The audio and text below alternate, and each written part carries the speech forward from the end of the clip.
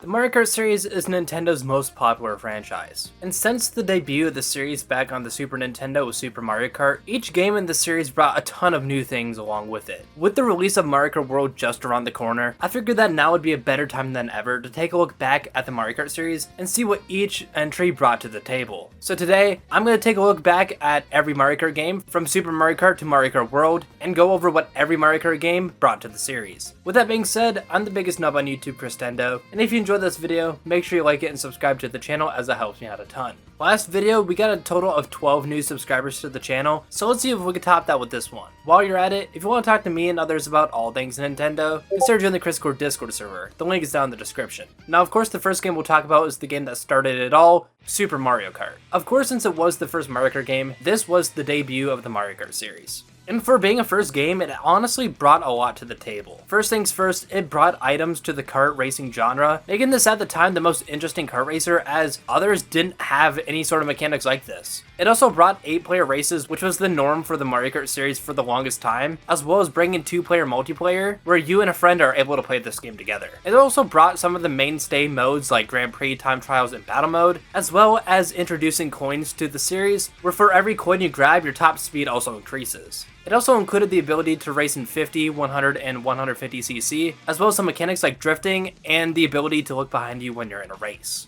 Our next game is of course the first 3D Mario Kart game, being Mario Kart 64, and as mentioned, this game is the first 3D Mario Kart, meaning that there's 3D environments for tracks rather than the flat tracks that we had in Super Mario Kart. The amount of people you're able to play with now also increases as we go from 2-player multiplayer to 4 players, which became the standard for Mario Kart games going into the future. And while this might sound small on the surface, this track brought original themes for every track, meaning we no longer have repeating variants of tracks across the game. This game of course also brought some new strategy with mini turbos and character weight classes, where each weight class will excel in certain stats, and this game also brought mirror mode, which is honestly probably one of the most forgettable things in the Mario Kart series. Our next game, Mario Kart Super Circuit, doesn't really bring a lot to the table, but it was the first handheld Mario Kart experience, which at the time was insane, and it also brought Quick Run mode, which lets you play a specific track instead of having to play a whole cup to play that certain track. Things get a little bit more interesting with Mario Kart Double Dash, as obviously this game's main mechanic was 2 players, 1 cart. Basically, you were able to play as 2 characters at once, where one would drive the cart and the other would handle items, and this is exclusive to Mario Kart Double Dash. Another thing that was exclusive to Mario Kart Double Dash for the longest time until Mario Kart Tour was character-specific items, where each pairing of characters would have an item specific to them, except for Petey Piranha and King Boo, which for some reason had access to all the character-specific items. This game also brought vehicle stats,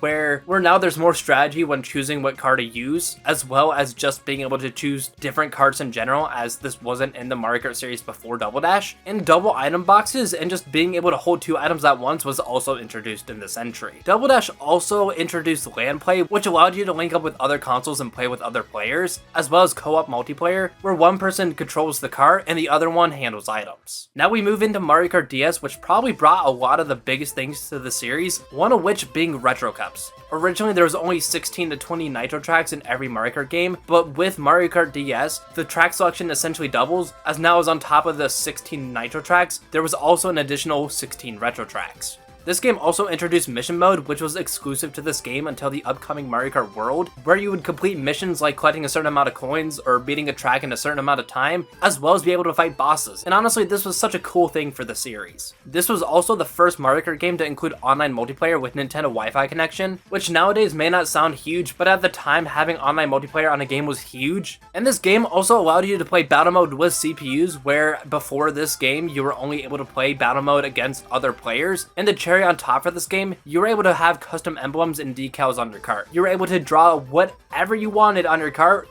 and it would be displayed on your cart no matter what it was. I'm sure Nintendo didn't regret that whatsoever. Now we move into Mario Kart Wii, and with this game, we went from 8-player races to having a whole 12 racers on the track, which led to races being a lot more chaotic than they were before. This game also brought the bike kart class on top of the normal karts, which in this game were super OP with the ability to wheelie. And this game also introduced tricking, which honestly, I'm surprised it took this long for the series to get this added. This game also had manual and automatic drifting options, where with manual, you would choose when to drift, whereas with automatic, if you take a turn sharp enough, the game would drift for you. And of course, because this game was on the Wii, Mario Kart Wii had motion controls where you were able to put your Wiimote into this stupid piece of plastic and use it as a steering wheel. Moving into Mario Kart 7, this game's main gimmick was underwater driving. Where before in the series, driving in water would punish you, now it opened the opportunity for more creative tracks that incorporated underwater paths, leading to tracks being more dynamic than before. On top of that, another gimmick that this game brought was gliding, where instead of just falling from one path to another, you would essentially glide down. And this game brought full-on kart customization, where you would be able to choose what kart,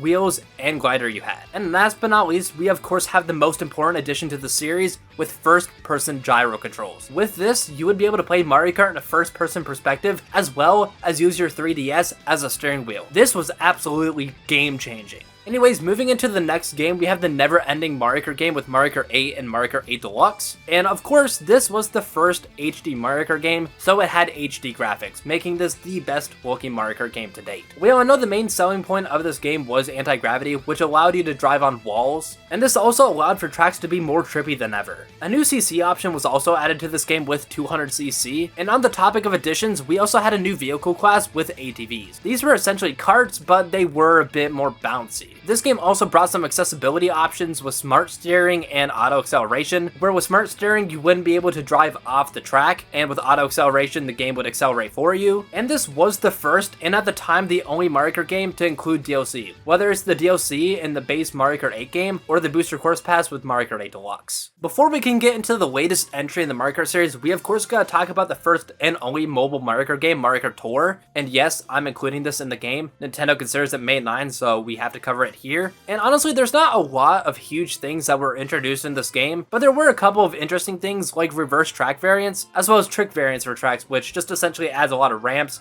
and bumps onto the road. Character costumes were also added in this game, and of course because this was a mobile game, you would have to pay for these costumes. And the main gimmick of this game wasn't to try to get first place, but obviously you wanted to go for first place, but instead there was a point system for doing specific things in the race, mostly because this was a mobile game, and this was most likely added to make you replay tracks in order to get a higher score. To also keep people coming back to the game, there was a cycling of content where every 2 weeks new tracks would be able to be played and new tours, and there was another accessibility option added to this game being auto item use, which I've never used in my life, but if I were to guess, this would use items automatically for you. Now we can finally get into the latest game in the Mario Kart series, Mario Kart World. While this game hasn't come out yet, it's safe to say that we know most of the new things that this game brings to the table, with of course one of the biggest changes being 24 player races. The racer count from 8 to 12 was already big with Mario Kart games prior to Wii and Wii going forward, but doubling the racers on track is a huge change for the series. Of course, the main selling point of Mario Kart World is this huge open world, and with this, tracks are now interconnected, and there's also the ability to roam freely across this huge vast open world where you're able to do missions and find collectibles throughout the world. These interconnected tracks also lead to a new side mode being Knockout Tour, where essentially in this mode, for every segment of the race, a number of players would get eliminated. The game also brings a day-night cycle and weather changes, which is a small addition but is honestly really welcome to the series. And now instead of driving underwater in tracks, you instead drive on top of water, with underwater driving being nowhere to be seen. As for the new tech in this game, we get a good number of things,